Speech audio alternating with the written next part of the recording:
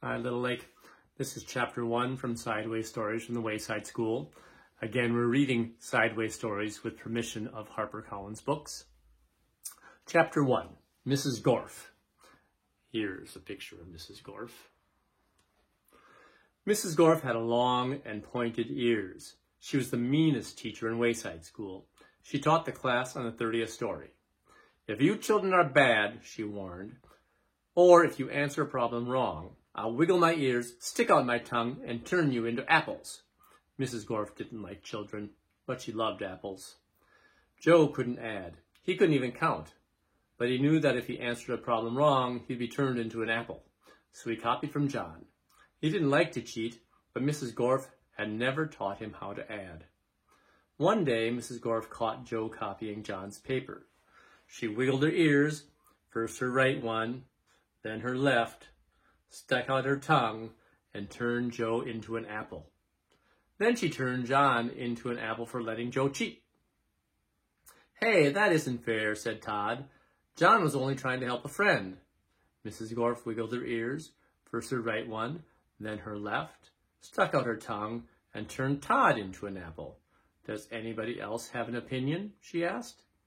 Nobody said a word. Mrs. Gorf laughed and placed the 3 apples on her desk. Stephen started to cry. He couldn't help it. He was scared. I do not allow crying in the classroom, said Mrs. Gorf. She wiggled her ears, first her right one, then her left, stuck out her tongue, and turned Stephen into an apple. For the rest of the day, the children were absolutely quiet. And when they went home, they were too scared even to talk to their parents. But John, Joe, Todd, and Stephen couldn't go home. Mrs. Gorf just left them on her desk. They were able to talk to each other, but they didn't have much to say. Their parents were very worried. They didn't know where their children were. Nobody seemed to know.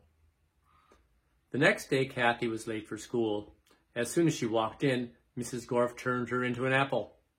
Paul sneezed during class. He was turned into an apple. Nancy said, God bless you, when Paul sneezed. Mrs. Gorf wiggled her ears, first her right one, then her left, stuck out her tongue, and turned Nancy into an apple.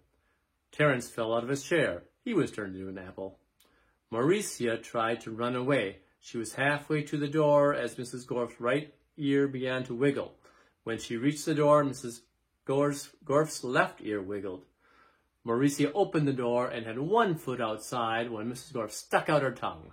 Mauricia became an apple. Mrs. Gorf picked up the apple from the floor and put it on her desk with the others. Then a funny thing happened. Mrs. Gorf turned around and fell over a piece of chalk. The 3 Erics laughed. They were turned into apples. Mrs. Gorf had a dozen apples on her desk. Joe, John, Todd, Stephen, Kathy, Paul, Nancy, Terence, Mauricia, and the 3 Erics. Eric Fry, Eric Bacon, and Eric Ovens. Louis, the yard teacher, walked into the classroom. He had missed the children at recess. He had heard that Mrs. Gorf was a mean teacher, so he came up to investigate. He saw the 12 apples on Mrs. Gorf's desk. I must be wrong, he thought. She must be a good teacher if so many children bring her apples. He walked back down to the playground. The next day, a dozen more children were turned into apples. Louis, the yard teacher, came back into the room. He saw 24 apples on Mrs. Gorf's desk. There were only 3 children left in the class. She must be the best teacher in the world, he thought. By the end of the week, all of the children were apples. Mrs. Gorf was very happy. Now I can go home, she said. I don't have to teach anymore. I won't have to walk up 30 flights of stairs ever again. You're not going anywhere, shouted Todd. He jumped off the desk and bopped Mrs. Gorf on the nose. Then the rest of the apples followed. Mrs. Gorf fell on the floor. The apples jumped all over her. Stop, she shouted, or I'll turn you into applesauce. But the apples didn't stop. Mrs. Gorf could do nothing about it. Turn us back into children, Todd demanded. Mrs. Gorf had no choice. She stuck out her tongue, wiggled her ears, this time her left one first, then her right, and turned the apples back into children. All right, said Mauricia.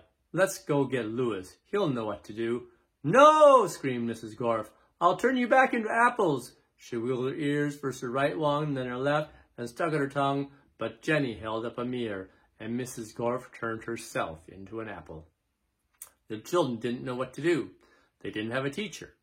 Even though Mrs. Gorf was mean, they didn't think it was right for her to leave her as an apple, but none of them knew how to wiggle their ears. Louis, the yard teacher, walked in. "Where's Mrs. Gorf?" he asked. Nobody said a word. "Boy, I'm hungry," said Louis. "I don't think Mrs. Gorf would mind if I ate this apple. After all, she always has so many."